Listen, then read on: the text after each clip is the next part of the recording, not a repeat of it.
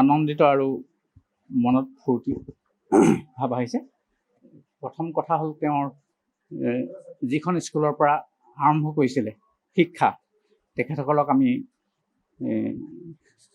স্মৰণ কৰিব লাগিব।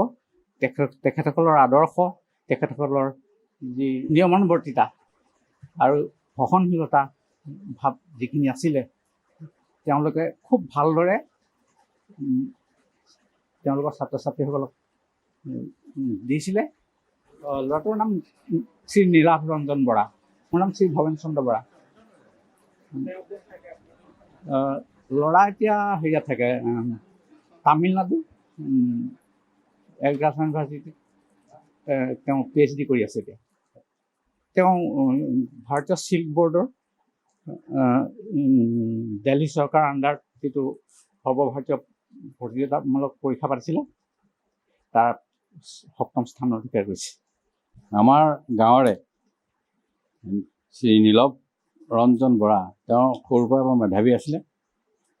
তেওঁ দৈগুং ছেইণ্ট মেৰিজৰ পৰা ডিষ্টিংশ্যনলৈ পাছ কৰিছিলে। তাৰপিছত তেওঁ আমাৰ কৃষি বিশ্ববিদ্যালয় যোৰহাটত এগ্ৰিকালচাৰ BSc পঢ়িবৰ কাৰণে, অৱশ্যে মই তেওঁলোকক অলপ সহায় কৰি দিলোঁ। কৰি পেলাই তেওঁ তাতে নামভৰ্তি কৰিলে। তাৰপৰা তেওঁ BSc honours with sericulture first class position লৈ পেলাই পাছ কৰিলে। তাৰপিছতে তেওঁক তামিলনাডুৰ কৃষি বিশ্ববিদ্যালয়লৈ MSc কৰিবৰ কাৰণে পঠাই দিয়া হ'ল।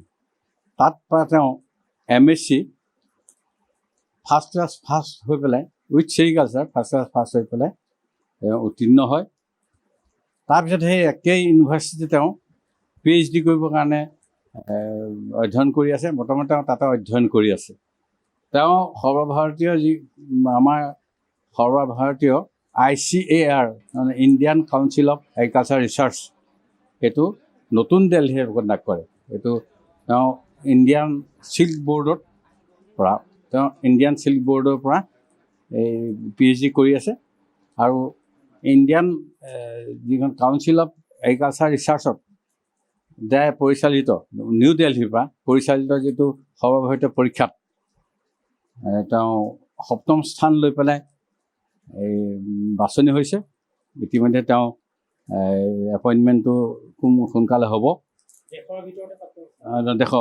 সৰ্বভাৰতীয়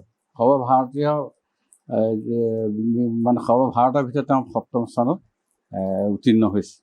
এতিয়া বৰ্তমান তেওঁ PhD কৰি আছে। PhDও মোক জনোৱা মতে আৰু খুব নাই, আৰু 2টা নে 3টা দুটামান ছেমিষ্টাৰৰ পিছত তেওঁ PhD হ'ব। আৰু তেওঁ চাইণ্টিষ্ট বি হিচাপে তেওঁ এই পৰীক্ষাত উত্তীৰ্ণ হৈছে। যিকোনো খবৰৰ বাবে যোগাযোগ কৰক 7099017330 লগতে 7099017110 নম্বৰত।